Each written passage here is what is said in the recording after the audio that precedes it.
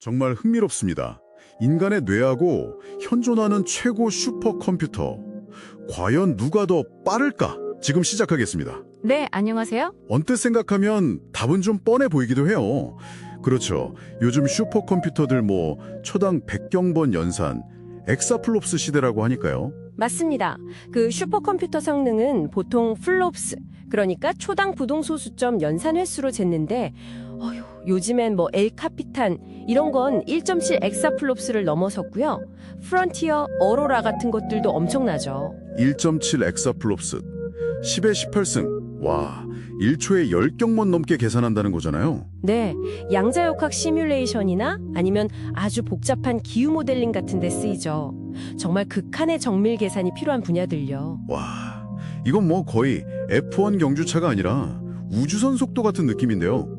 근데 자료를 보면 우리 뇌 속도는 추정치가 한 10의 16승 연산초, 페타플롭스 정도라고 하더라고요. 네, 그 정도 추정치가 있죠. 시냅스 연산을 기반으로 계산해보면요. 그럼 단순 계산으로는 슈퍼컴퓨터보다 최소 100배는 느리다는 거잖아요.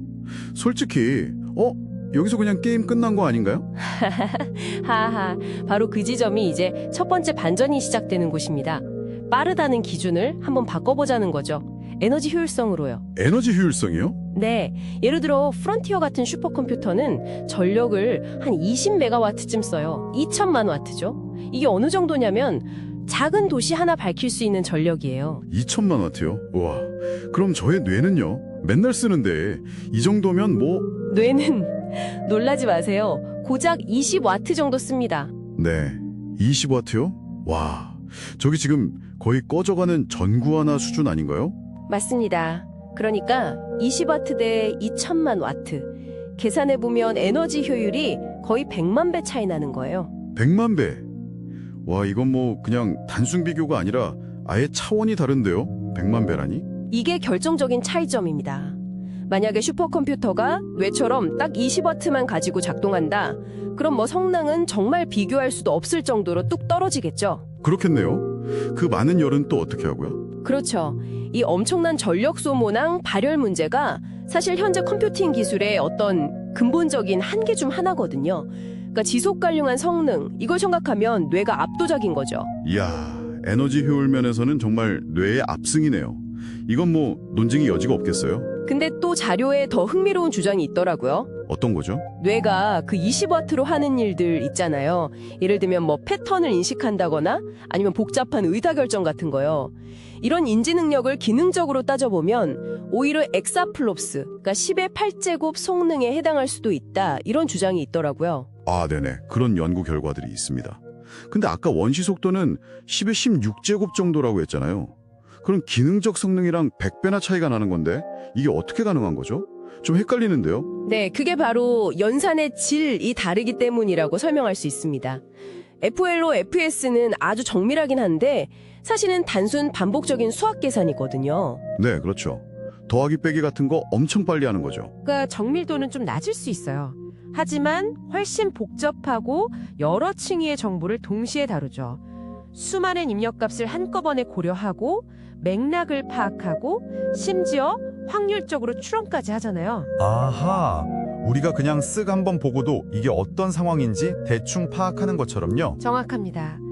그런 뇌의 한 번의 연산이 슈퍼컴퓨터의 수백, 수천 번의 단순 계산보다 훨씬 더 큰 기능적인 가치를 가질 수 있다는 거예요. 그래서 기능적 성능 추정치가 원시 속도 추정치보다 훨씬 높게 나올 수 있는 거고요. 와, 그렇군요. 단순 계산 능력, 플롭스하고 이런 복합적인 문제 해결 능력, 이 둘 사이의 차이군요. 알겠습니다.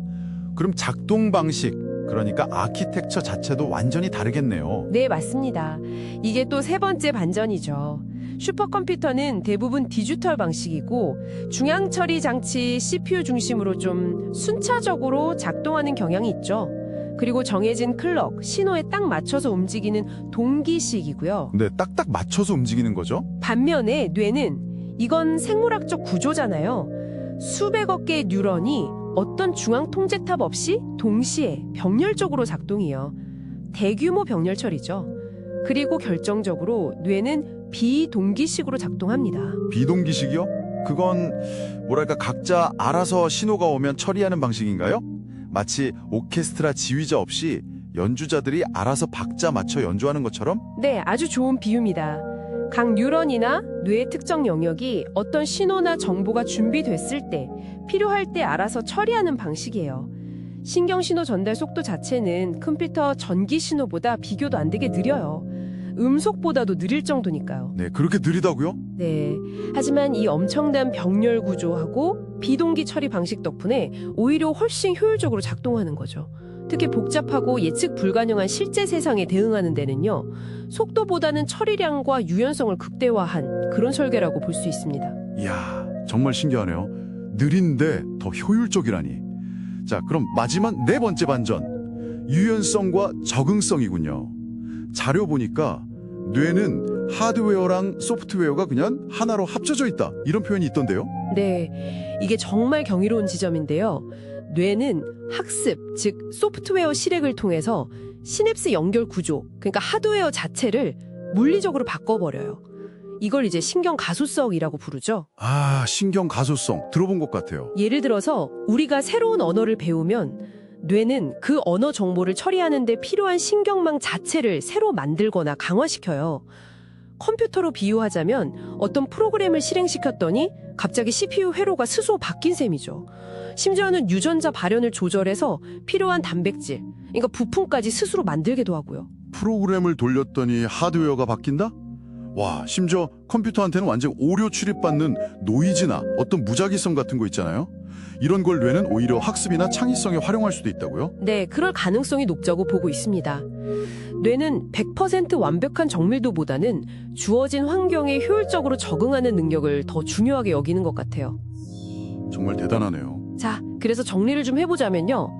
순수하게 계산 속도만 놓고 보면 슈퍼컴퓨터가 당연히 압도적입니다. 이건 뭐 승자죠. 네, 그렇죠. 100만 배나 뛰어난 에너지 효율성, 그리고 그 적은 에너지로 복잡한 세상을 이해하고 배우고 적응하고 심지어 창조하기까지 하는 지능적인 처리 능력과 유연성, 이런 측면에서는 우리 뇌가 뭐랄까 비교 불가능한 승자라고 할 수 있겠습니다. 그러니까 뇌는 단순한 계산기가 아니라 최소한의 자원으로 최대의 효과를 내는 살아있는 걸작이다. 이런 거군요. 네, 딱 맞는 표현입니다.